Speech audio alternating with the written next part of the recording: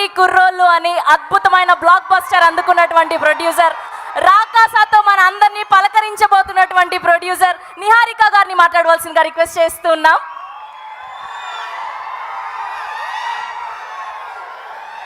Good evening. అందరికన్నా first నేనే చెప్తా, అడ్వాన్స్ హ్యాపీ బర్త్డే చరణ్.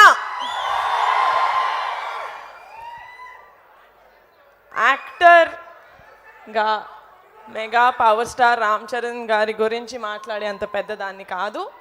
నాకు తెలిసింది ఒకటే, చరణ్ ఏ సినిమా చేసినా కష్టపడి మేము రామ్ చరణ్ ఫ్యాన్స్ అని కాలర్ ఎత్తుకునేలాగా ఉండాలి. అది ఒక్క రీజన్కే కష్టపడి చేస్తాడు. I know that. బట్ ఇప్పుడు ఒక ఆడపిల్లలాగా మాట్లాడతాను. చరణ్ తన వైఫ్ని అట్మోస్ట్ రెస్పెక్ట్ తోటి, అట్మోస్ట్ లవ్ తోటి చూస్తాడు.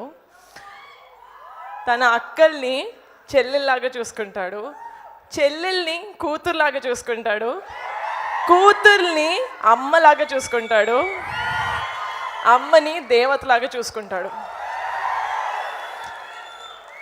Mega power star Ram Charan గారి ఫ్యాన్స్ లాగా ఇక్కడ నాకు 90% అబ్బాయిలు కనిపిస్తున్నారు. కాబట్టి చరణ్ నుంచి మీరు ఏదైనా తీసుకోవాలి అంటే ఆడపిల్లని అమ్మవారిలాగా ట్రీట్ చేయండి. అండ్ ఒక ఆడపిల్ల పక్కన mega power star Ram Charan గారి ఫ్యాన్స్ ఉన్నారు అంటే ధైర్యంగా ఉండాలి. ఒక ఆడపిల్ల ఉంటారు కదా. చరణ్ బర్త్డే రోజు ఇది ప్రామిసా కాదా?